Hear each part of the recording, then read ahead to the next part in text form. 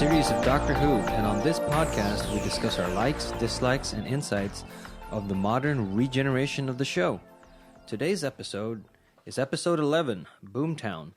The Raxacoricofallapatorians are back, or at least one of them is. Let's go around and introduce ourselves. This is Eugene. Hi, this is Frank. Hi, this is Brian. This here's Josh. I'm Auburn. And Boomtown is written by Russell T. Davies, directed by Joe Ahern. It aired on the 4th of June, 2005, and its initial ratings were 7.13 million viewers. The episode begins with a recap of previous episodes, and I think this is the first time we have this, plus a cold open that doesn't involve the main characters. Right? Is it really the first time there was a previously on? I think so. Have we seen this in another? I don't remember. I'm just thinking of the two-parters. But that's different. Yeah. This one is a standalone that doesn't have a preceding episode tying can't think of directly any. in. Then it probably does because it refers to so many things Yeah. from that other episode. The previous episodes that it's referring to are Aliens of London and World War III, leaving no doubt that the Slitheen are involved. It's 6 months after the destruction of 10 Downing Street. Blon Fel-Fotch Passameer-Day Slitheen is in the guise of Margaret Blaine, and she has survived and has become the mayor of Cardiff.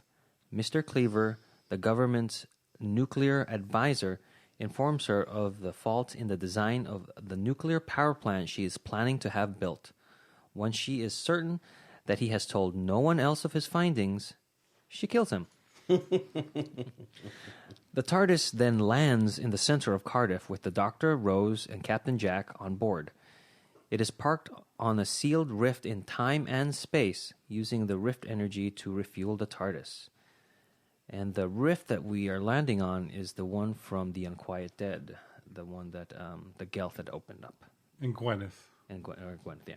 Shuts, so it's nice. Oh, really? Yeah. Because that was Cardiff as well. Mm-hmm. Yes. But in the... Oh, the one that they actually opened 1869. Yes, 18s. Interesting. Yeah. So all the way back there. Anyway. And I wonder if we're ever going to see this rift again. Mickey arrives all the way from London, bringing Rose her passport. I thought it was really funny with the music. Mickey gets off the train and it's all la la la, everything's beautiful kind of music. I'm on a travel log. Yeah.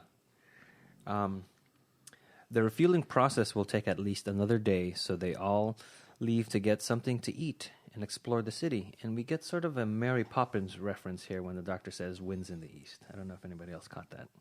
I caught it when you mentioned it. Right now? Just kidding. Edit out that. I don't like that pause. Edit that out too. They also give a full explanation of the TARDIS again. And I like it. Yeah, I like it, but it just kind of makes me wonder, was the episode short and they needed to fill? But it also makes me wonder why Mickey doesn't know of the police boxes. Yeah. Well, no, he wouldn't because he's too young. But, you know, in history, I don't know. People don't know history. Did you know about police boxes before there was a... No, but I didn't grow up in London, so I'm just saying. Yeah. I just thought it was, it was a very good recap of what the TARDIS and why it looks that way. Yeah. So there was probably, I think, they didn't mention it at all in this series yet, have they? Not to this extent. No. Well, yeah, people are going to be asking who don't know. I think, like, That's what is this true. Doctor Who That's show? Why true. does it look like that? You know, it's answering, potential fan questions. True. It's also that the Doctor likes it. Yeah. He Yeah, likes yeah, it. I like that. I do I like. could change it. I don't want we're to. gonna fix it, but no. But I thought the show that... Oh, go ahead. I was just also going to say that those two scenes, the one right outside the TARDIS and the one inside the TARDIS, Jack's already fully integrated into the system, they're yeah, a trio now. He's not even wearing his uniform. And they're high-fiving each other. Where did he get But that they said- costume, though? Well, that's what something about Jack. They said Have you seen in the that last closet? episode, or 2 episodes now, that Jack dresses for the time period he is in. What is he So dressing? he blends in. But what does he dress? What time period? Like the bomber jacket? Is he doing like Top Gun? That's weird. Yeah, but he's flight more jacket, not contemporary, bomber just the Yeah, the jacket was a bit much, but just the blue shirt, he's changed. His hair's changed. Yeah, but he goes back to that. But he's always to fit in, at least when they first started with Jack. He's to fit in. He's a time agent, so that's what they would do. You find out what the period is like, what to wear. And you would not really look at him at second glance as not he's at walking all. around. Oh, I'd So- give him a second glance. Well, that's true. But not, well, I guess because we're married. Okay. And if John Barrowman's listening, hi, John. Anyway, but the doctor was always wearing the same thing. So that's something that it continued on through this, which is great. And also I noticed that Mickey is such the odd man out when it comes to this group. Yeah. Because they probably have gone on, they might have gone on other adventures. Well, they did. Together. Yeah. You know, since the last time I saw them, which is just World War II. So it seems like Jack's been with them for a while before this episode. Oh, absolutely. I get that sense too. And then they have the whole into time he's really- and space yeah. group team that they have. And they have that chemistry that you wouldn't get from just one episode that we saw Right. him last. Where am I?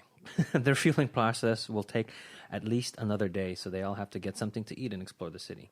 While having a genuinely good time at the restaurant, the doctor sees Margaret Blaine on the front page of a newspaper. Fun time is over.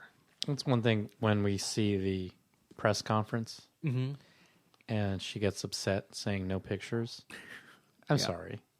You're the mayor of Cardiff, which means you're a politician, and you expect people not to take photos of you? I mean, I see why it works for the script and the plot, but still, it's just kind of like, yeah, that would never happen. But wasn't that the same picture they just took Yes. Yes. 30 seconds ago across town? It was the evening edition. It's a little quick. It just seemed like also that scene should have been before they left out of the TARDIS, at least to give an idea of time has gone on. He ran straight to the press. Stop the presses. But back to- when Jack was saying, "Oh no, it has nothing to do with me," that's more John Barrowman, and that was the fun Jack that we all liked from the Doctor Who series before he goes over to Torchwood, where it becomes a lot more serious and just downer and depressing. But this was all the light fun, having a good time, and they seemed to really have a good time. It seemed like a fun Oh, story. yeah. And we could discuss that on Torchwood New. No, I'm just saying it's his characters now becoming part of Doctor Who. Yes. We had the World War II, but he's like, okay, now you're part of this. You are a companion. And how it's so different from what it ended up on Torchwood. Yes. I just wanted to make that.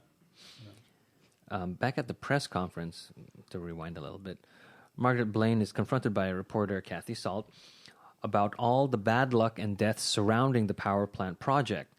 Miss Salt tells her that Mr. Cleaver posted some of his findings online before his death.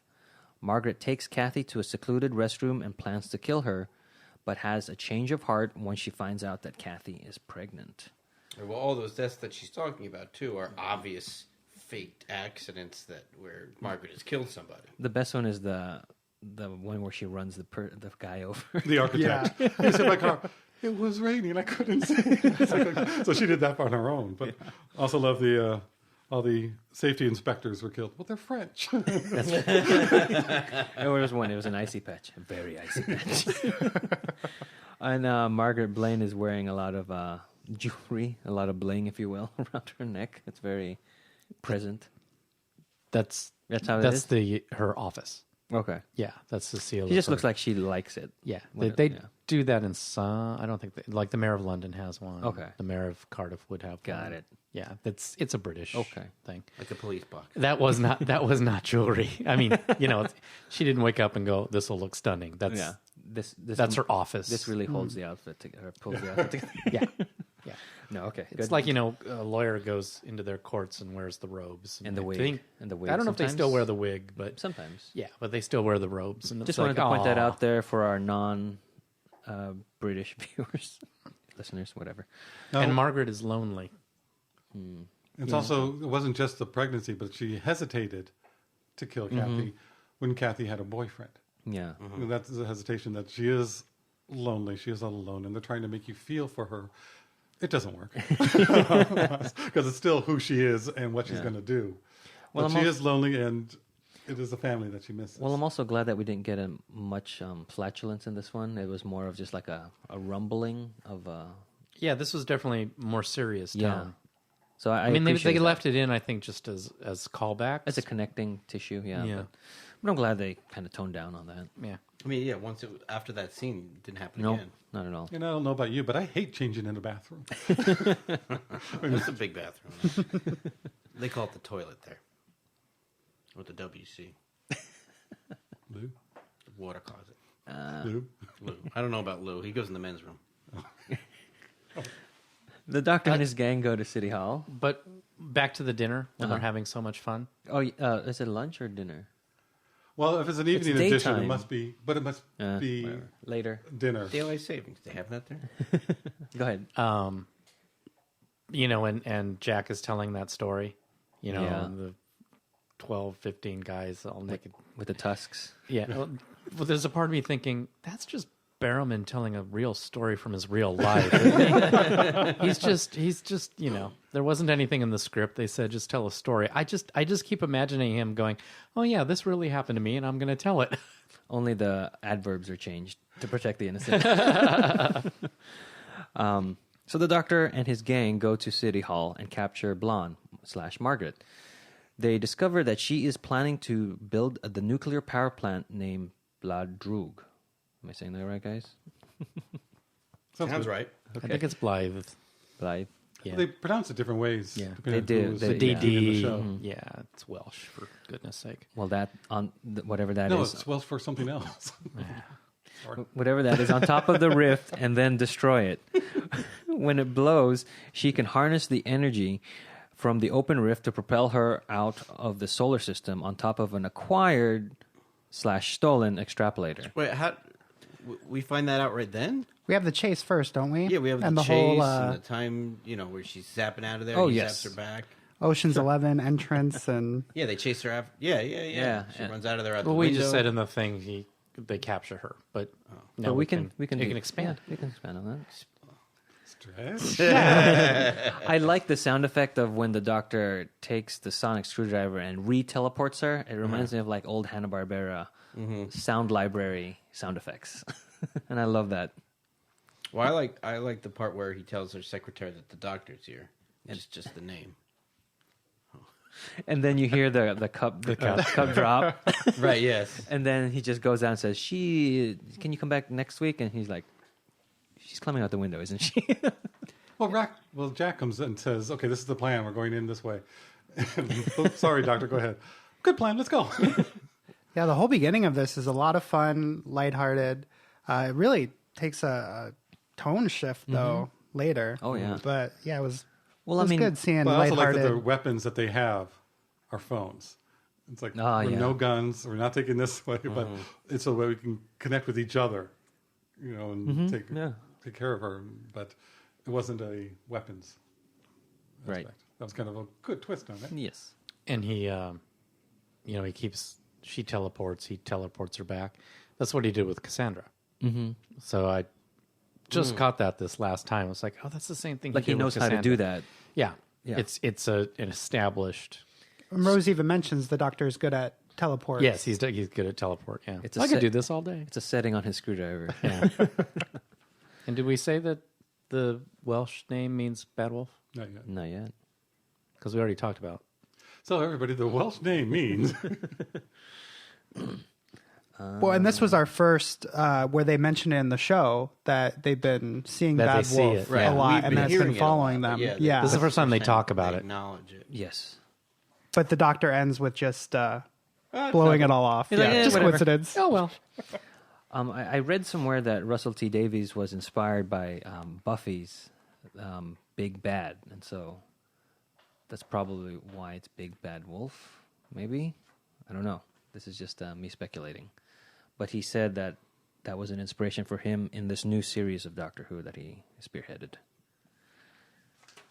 so. Up until now, we've heard Bad Wolf in The End of the World, The Unquiet Dead, Aliens of London, Dalek, The Long Game, Father's Day, The Doctor Dances. So we've heard it in a lot of episodes up till now.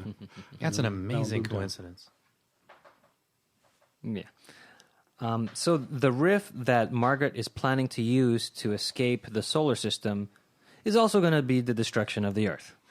So the Doctor translates the name of the power plant, and we did that. And he and Rose both comment how they heard that before. And the Doctor plans on taking Blon back to Raxacoricofallapatorian. Now, she really doesn't care about destroying the planet at all. Not at all. Not at all. Yeah, the planet's going to be destroyed, but I'll get out of here. This is that rattle, anthill kind of thing. Hey, she's just like London, who wouldn't care if Cardiff blew up.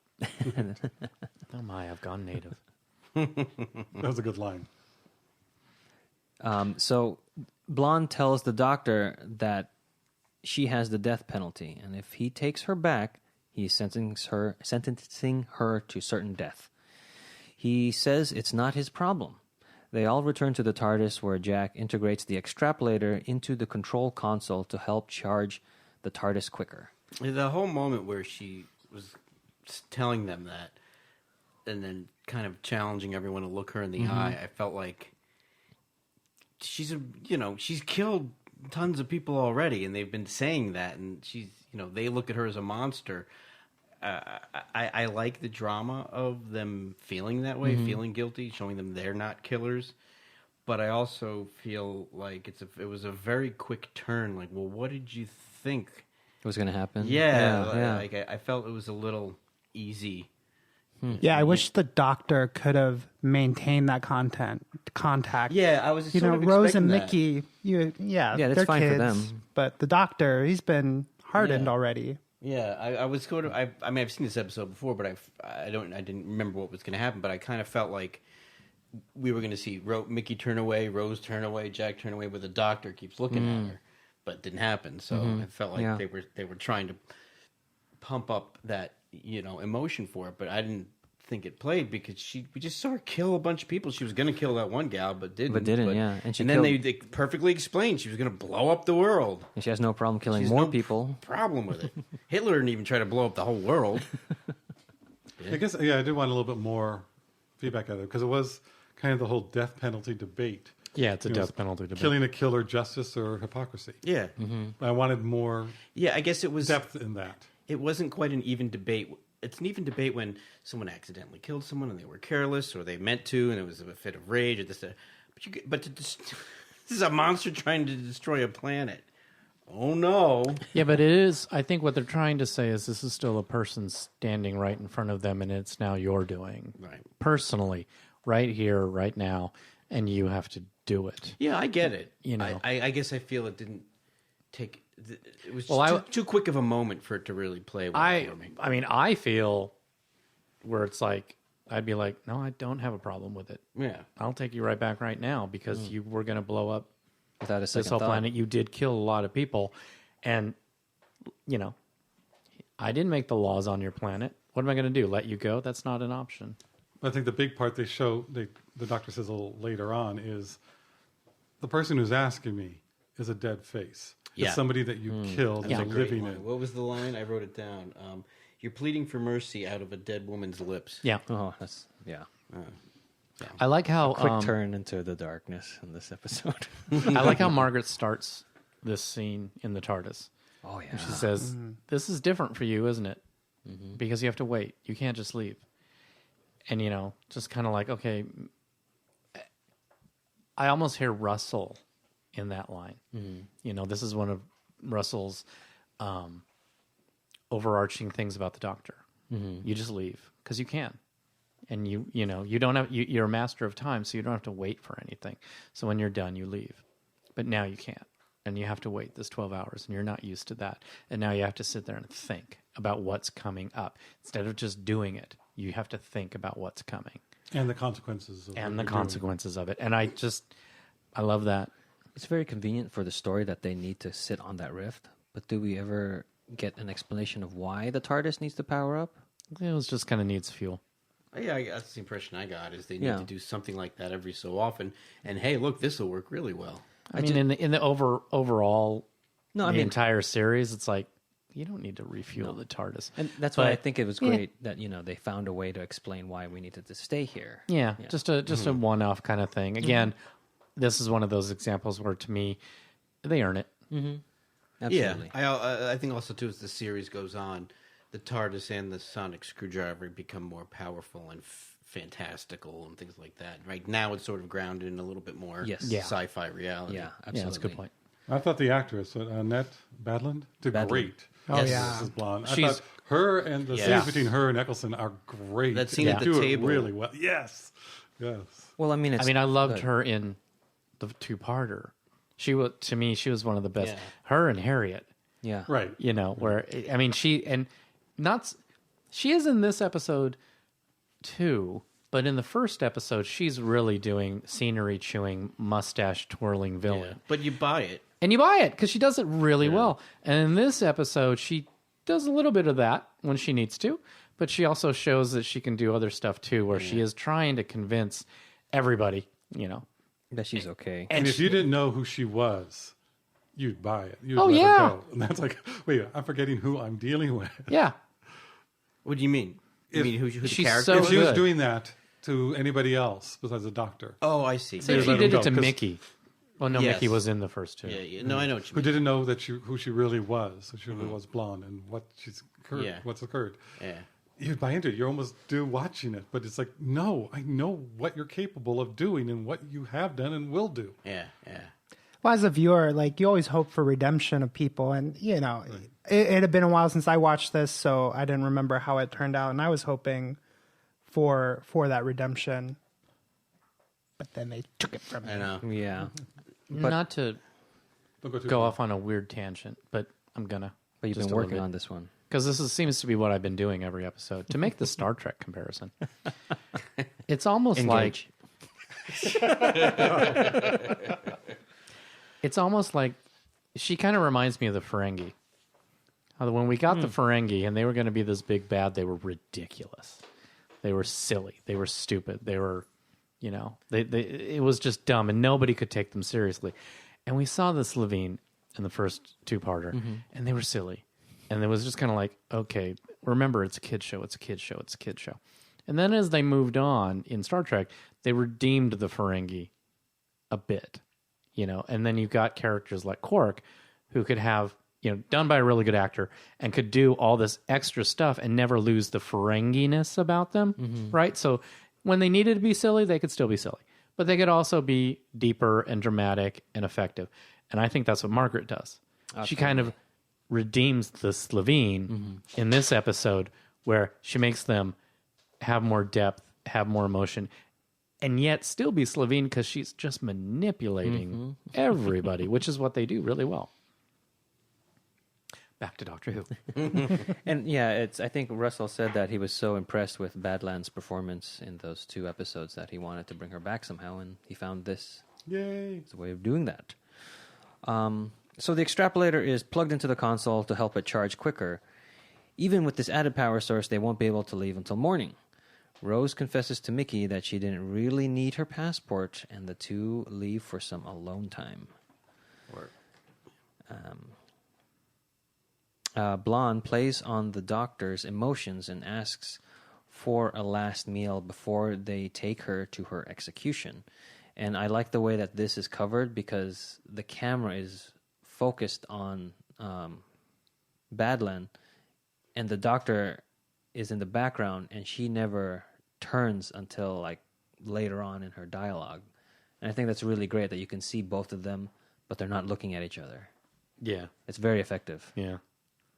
And then there is that turn, and you just see her. Yeah. Then it just becomes a standard. Well- But it does. It turns at a really dramatic moment. Yes. Where she's like throwing something back in his face. And then they start to joke about Yeah. how she teleported to the Isle of Dogs or something. Yeah. And by the way, of course, Jack has handcuffs. Of course he does. So the doctor agrees and takes her to a meal. He gets the bracelets from Jack and attaches them to Blonde so that she won't escape. During the dinner, she attempts to kill the doctor more than once, and we get we start off with a Princess Bride reference almost. And when these attempts fail, she begs him to have mercy and let her go. I'm watching that tonight just now, just like made me laugh even more about what we were saying about like you just tried to kill him twice, And you beg Three for mercy. times. 3 times, and then you just Poison, dart, and gas. And With, the- and talk about Looney Tune sound effect. The dart? The dart. Oh, it's awesome. And the doctor counters them all very well. It's amazing. Yeah. I don't know if anyone else noticed the background people. They did really well. They just looked like they're actually ordering. Just eating and What do you having want fun. to eat? They did well. That's so funny because I did think that. One thing that I was thinking, I know you mentioned it in Father's Day, but this really felt like the cheap episode. I don't know if This is this is the cheap Oh, episode. yeah, This yeah. is the This cheap like, episode. No effects and Yeah, But I think that helps this is it a so play. much because Yeah. you don't have that same duality of the physical suit and then the CGI. Oh Yeah. yeah, she's in the suit. You know, so this Yeah, is they just didn't do one, any and they didn't do a CGI. lot of her. But in it's that even suit, even more than that because And you don't see her much outside the suit. which is great. But even that's sort of one of the problems I sort of have with this episode. Even though I was just telling Auburn that every time I watch it, I like it more because a lot of what the logic of this episode is done through dialogue and exposition.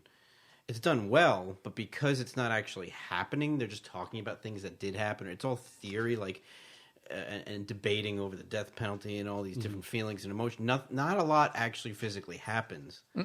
So every time I see this episode, I find myself saying, "Oh yeah, that's what goes on in this episode," because it's not very memorable aside from the main things that happen because it's not doing much physically. So And to me, it's totally worth it. Just it is like a 2-person, a little, like a 1-act 2-person yes, it's very play. well, yeah. and I like that. You know, My Dinner with the Doctor. Yes. That kind of a thing. But I love that. I love that. I don't not like it, like I said, and I like it every time I see it. But I do find that I think I don't. Right. When it comes, I can understand that. Oh, this episode. All right, I'll watch it. It's in my queue. Yeah. And then I watch it, and I think it's really good. But back to the title of the episode, Davies stated that he originally wanted to call this episode "Dining with Monsters." Really? Yeah. Oh. So they're doing the dinner, and then meanwhile, Mickey tells Rose that he has been seeing someone else.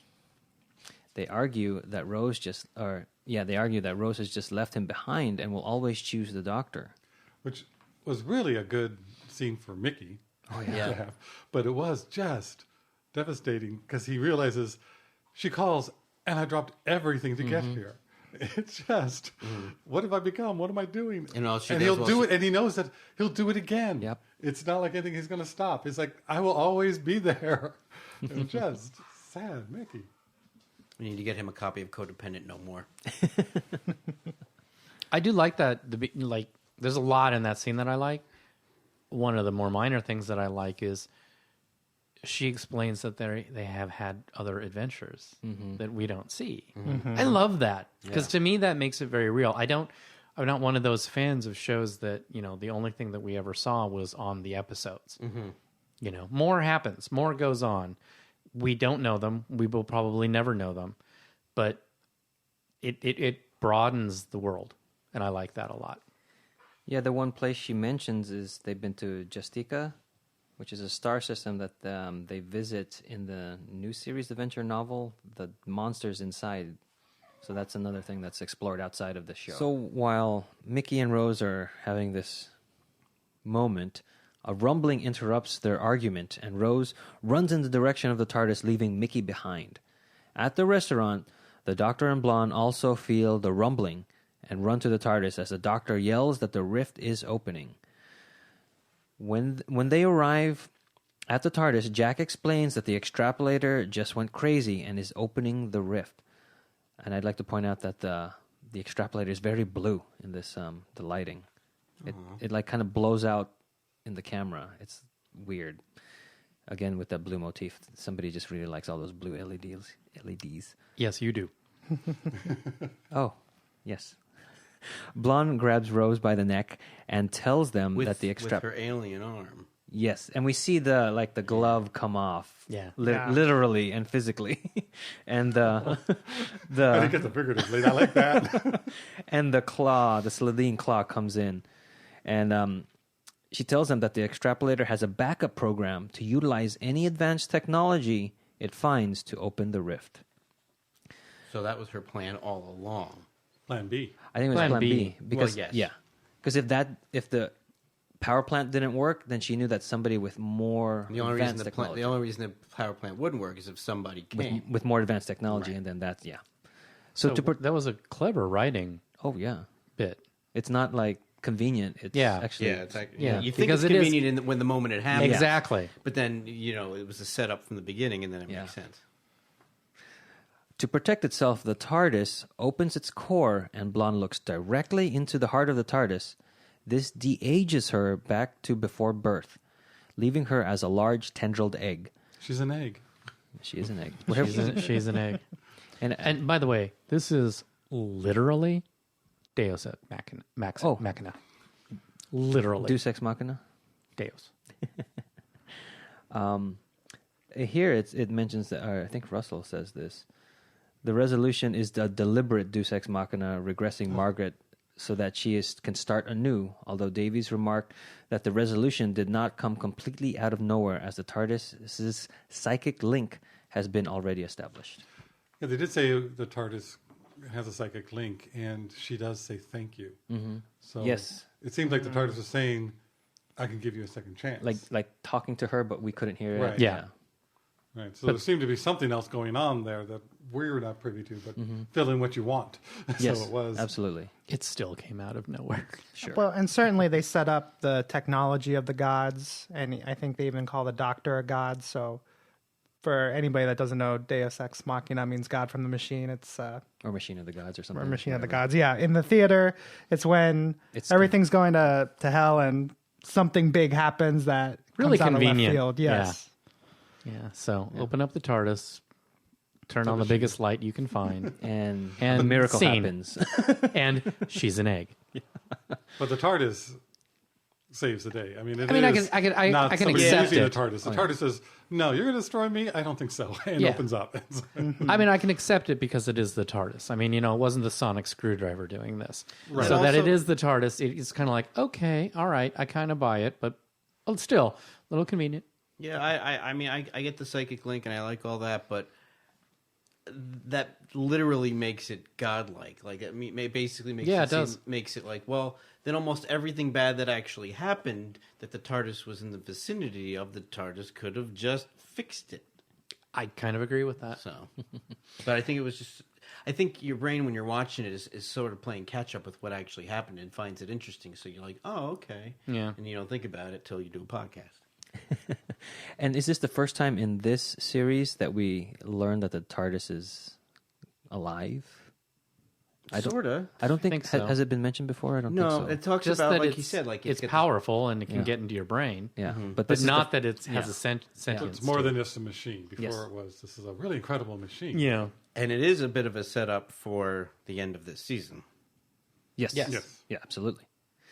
So the Doctor and Jack quickly disconnect the extrapolator and reseal the rift. Rose goes, Yeah, they just never say how they do it. 'Cause Jack said he already disconnected it, but it's somehow Well, still the connected. TARDIS can make a lady an egg, then you can. They just moved all the switches to the right. Yeah, That's they right. moved over. That's how Literally. they did it. They did say Thank you. Okay. that one, well and then done. one of the switches went to 11. we'll be right back. Oh, and speaking of fun sound effects, well, we weren't, but we did earlier. They used it twice in this episode, but they have that typical double thunderclap. Right, that, right. I mean, that is one of my favorite sound effects ever. I mean, Yeah. it's in Star Wars when Luke goes into the trench, you And he get a gets- thunderclap. And he gets a little cooked. Yeah.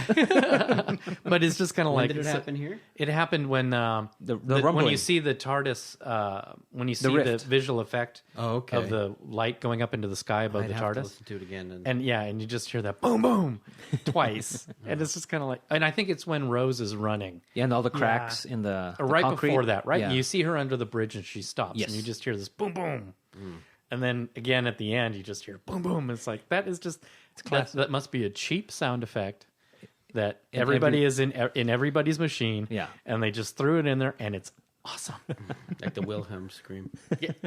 Or the visual lightning that they use and everything from Frankenstein. Yes. Every science fiction show that has, we need lightning. Okay. Here we go. Rose goes back to find Mickey. He sees her looking for him, but leaves without her noticing. She returns to the TARDIS where the Doctor says that they will wait for him if she wants to. But she replies, no, he can do better. The Doctor has the TARDIS leave for Raxacoricofallapatorian, planning to leave Blon with her with a different family so that she can have a second chance in life. No longer a Slitheen. And she actually says he deserves better. Doesn't she? Yeah. Or he Better can. can do better. I thought it was deserves. he can do better. I think it's deserves. I think deserves. Okay. Yeah, he deserves better, which is a little bit I don't know. like more heartbreaking. Well, also, then they say that Blonde can have a second life.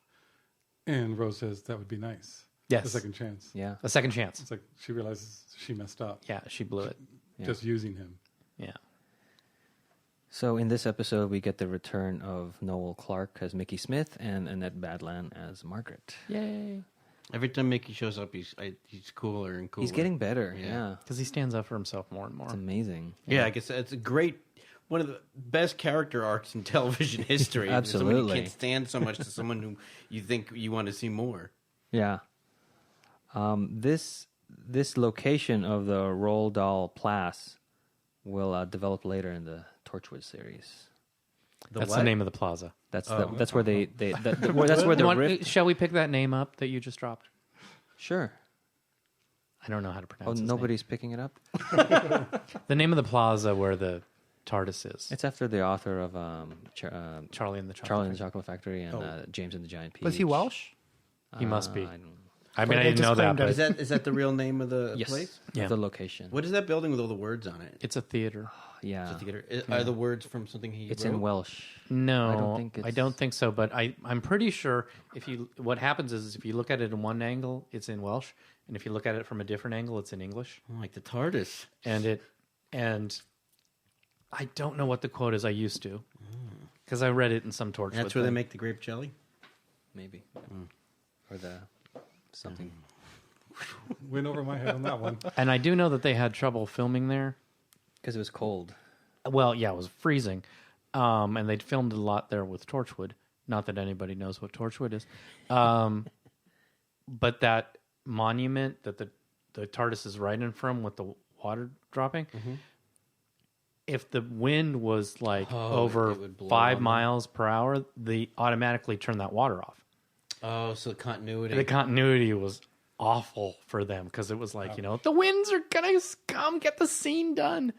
So I know that they always had trouble filming in that location. God, if sound wasn't bad enough. And even like the beginning of this episode, a lot of the shots of that location, the lens was just full of droplets. I don't know if you guys noticed I didn't that. notice that, no. Watch it again, you'll see like, they're out of focus. But, I will from now but they are on, there. thanks. Yeah, don't see anything else. I really like the acting in this episode. I thought they did a great job. I think gonna we should even- talk a little bit more about the conversation, the dinner. Oh, Yeah. Well, I'd You know? like to also just mention, even the guy in the very beginning that she kills, I was watching it today, I'm like, this guy's a really good actor for someone, who's got like a bit part who gets killed in the first 2 minutes. Do you want to know why? Yeah. All right, let's hear it. Well, here we go. The actor playing Mr. Cleaver is William Thomas. He had previously appeared as Martin the Undertaker in the 1988 classic series Remembrance of the Daleks. Oh, that's a good one. This makes him the first performer to appear in both the original and the current run of Doctor Who. My Nice. theory was my theory was that this guy probably doesn't even know what Doctor Who is. He's probably a really good stage British actor. They just called him in. He's just like, I don't know what this is. I'm just going to be an actor because I'm a very good actor. And then he did a really good job, but obviously I'm wrong. And he also goes on later to play Garrett Cooper. Is that how you say that? In Friday the the father of Gwen Cooper in Torchwood. Oh. How's it spelled? Gerant. Garant. Too Welsh for me. Geraint. Anyway, back to the calligraphy on the Could building. be John for all the how you spell things in Welsh. On the building, the English translation is creating truth like glass from inspiration's furnace. The inscription in English reads, "In these stones, horizons sing." And the other thing is in Welsh, and I'm not going to attempt that at all. But the conversation at dinner, The dinner in bondage. yeah, the I call it the let one go conversation because it starts off silly. You know, Yeah, where with the very kid with the- cartoony, yeah. and the I'm trying to kill you, you know, and he sprays her, sprays her breath, And then the yeah, Yeah. and then it turns serious, and it gets really, really deep. And I love that he says, you know, when she's talking about, is it Kathy? yes, Kathy. Because he's all- And you know, just today, you know, I didn't kill her. She's still around. She's in this city somewhere right now. And he says, oh, and that's where he begins so you let one go. And that's how you're able to live with yourself. You're able to do that. And every once in a while, just for some odd reason, you just let one go. Yeah. And she comes right back at him. Only a killer would know that. And then great. she turns it to, Doctor, you're a killer. Let one go. Yeah. Let it be me. And I love that. I mean, that scene in the restaurant for me is the whole episode. Oh, absolutely. Very well written. Yeah. Mm-hmm. And even she mentions being fed to venom grubs. These creatures appeared in the first Doctor serial, The Web Planet, 1965. So there's a lot of references in this, and I was not expecting that. No, yeah. Russell was having fun. Yeah. I mean, he does it better than some of the Moffat episodes. I also Yeah, liked we'll get there. how she then turned it also to family and growing up and saying, you know, I was raised this way to be a killer. And she says she never got the chance to be ordinary. And that's one of those, Oh, yeah, that's right. you know, buttons Motifs. that she knows, or she might not know, but that she's attempting to hit the Doctor with. Like, let me be one of those ordinary people that, you know, are the salt of the universe. Right. Right. That's a good point. Which is why that woman's name was And Kathy Salt. Kathy Salt. I just Wow. don't know if so hard. There's so She's many going to get a layers. second chance, but does she deserve it? And Well, they it's- have the whole argument about she had to commit her first kill at 13. Well, she I didn't kinda- have that ordinary life. Yeah, but I see that as that. I don't know. I can't. Whatever. That Margaret is dead. It will be another. Like if you were told like Blon is dead, and now Blon is- Margaret has a well, chance. well, kind yeah. of. No, I mean just trying to, yes. to put it in a frame that Right. if you're So listening to it, you can try and separate the two. right. That's Blon sort of- was the Slitheen, and she now became Margaret's going to Margaret, be yeah. some other family. and that's kind of the way I look at it. It was like we got justice. She's gone, but at the same time, you're not taking a life. You're ending some bad life and transforming it into something that will hopefully be good, unless she's raised again by murderers. It's an interesting question. Does she deserve it? It's like, well, no. But the way the circumstances played out. But another interesting question would be, would another Doctor incarnation do the same thing? Oh, probably not. Do what, though? Because it was the Would the TARDIS. fourth Doctor... No, but Like, there's a bond between the Doctor and the TARDIS. It's like he knew, and he wouldn't let the TARDIS do something, and the TARDIS wouldn't do something that would be... It's that almost the like- Doctor wouldn't approve of? Well, no, I think the TARDIS would. We've seen that coming up. Yeah. But it's just, would he have given that possibility? We know that looking into the heart of TARDIS, or we find out, can do a lot of different things. It's not just I don't know. reversing someone.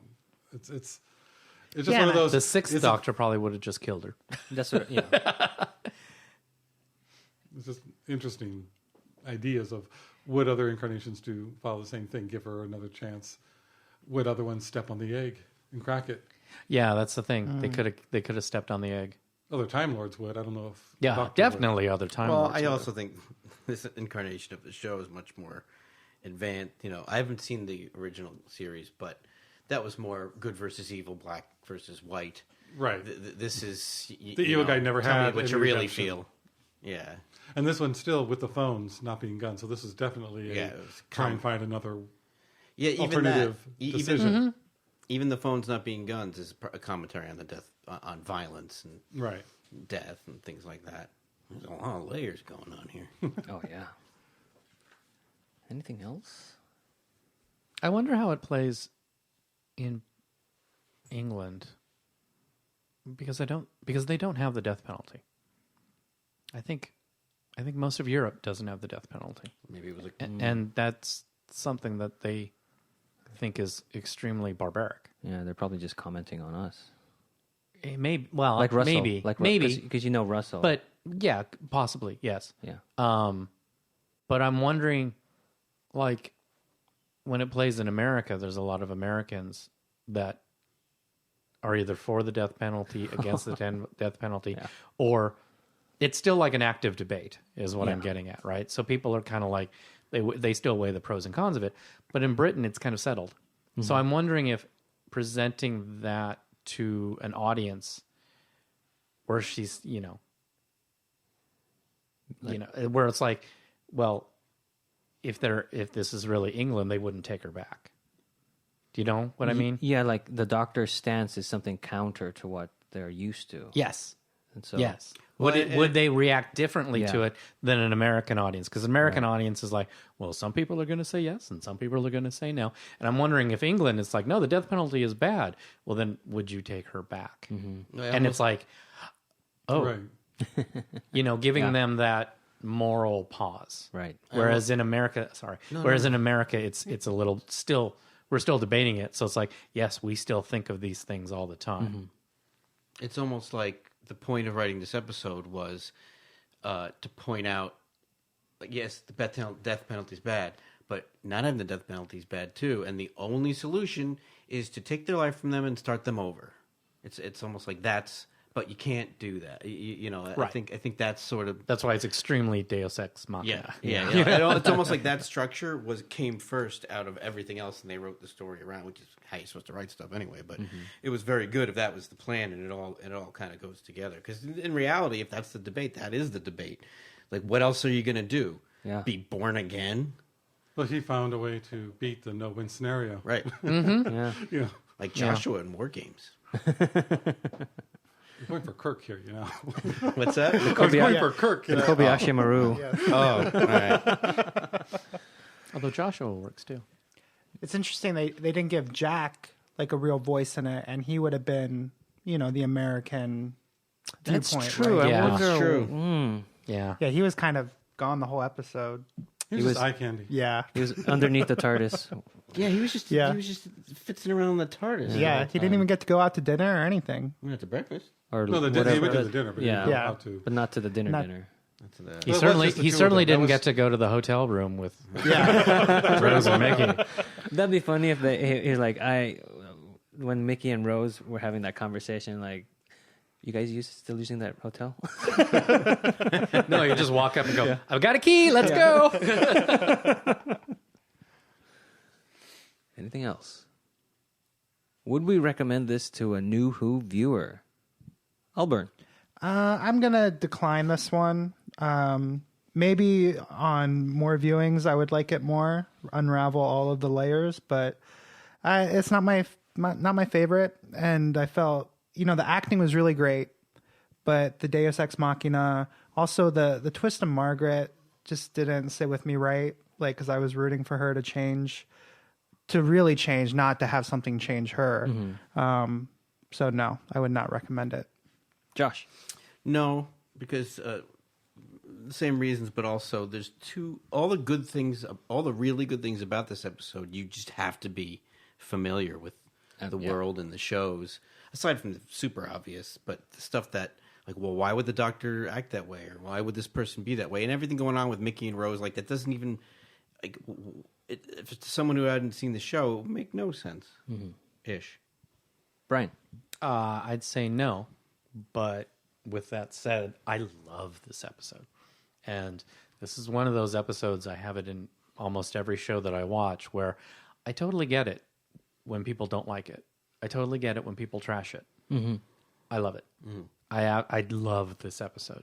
I think I love the fact that it's just two people talking, and it's great. But no, I would not show this first to a person, because what Josh says is right.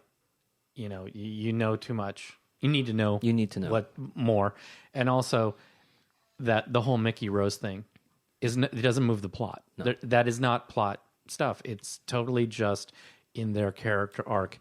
You pass. They pass through this episode. You don't need it. You could pull it right out and still have the exact same episode. but I like it. Yeah, but you need it for the long haul. The long haul, but not this episode. Yeah. And we're in the middle. Yeah. It's like you need to see the beginning. You need to see where it's going.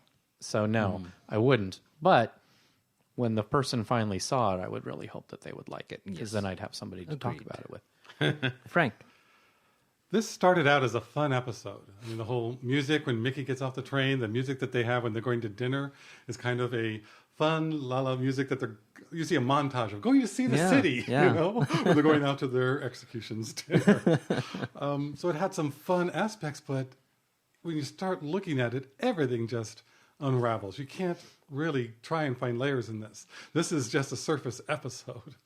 The whole idea that she comes back as Margaret doesn't pan out if you watch the other episodes, because they wanted to all go out with this glorious being naked and free, and then no, now we're all going to get the bomb. So she had no time to go get this same skin suit. Just all these little details that you just go through the whole thing going, this doesn't make any sense. It doesn't work.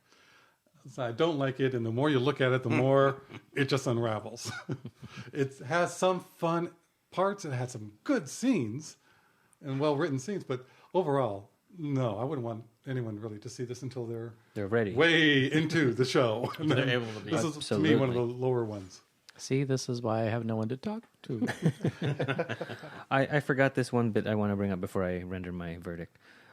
Billie Piper had some scheduling issues. I think her uncle died, and she was replaced by a double. The first one you can tell is the wide shot of her running through the plaza. Oh yeah, and the cracks that appear. That's a stunt or a running double, I guess. And then the other one is when Mickey is waiting outside after the disaster happens, and she's looking for Mickey. You never see her face. You don't see her face, and it is a bad wig. It's a bad fake wig of Billy. It's just no. I'm sorry. That's one of the things that. I mean, that's a shame too, because that seemed a little weird. Yeah, it didn't quite ring true to either one of their characters. So what was there going to be otherwise? Scenes? I don't know. You might have seen close-ups of her face. Oh, but the things that a little more happened in those concern scenes happened. Yeah. This double's name is Anna, and she was Anna what?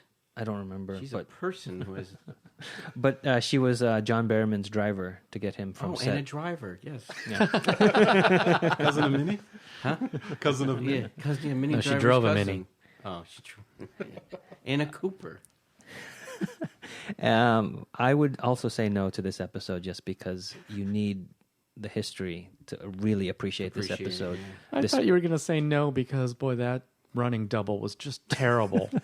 Because you said it's like before the double. Because he said before I render my verdict, I want to give this other tidbit of information. So the running double. So she just ruined it for me. No, I was just working on a tangent, and that was it. Okay.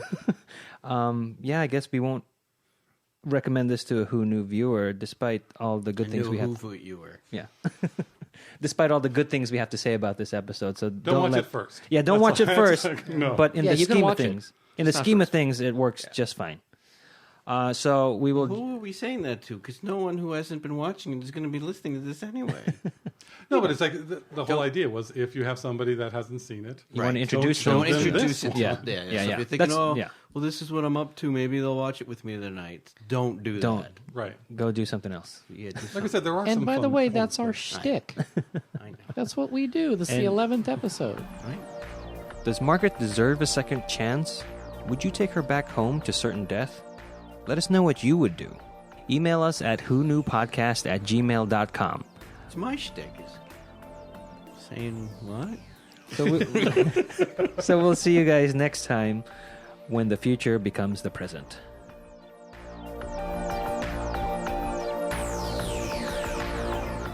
You've just listened to an episode of Who Knew.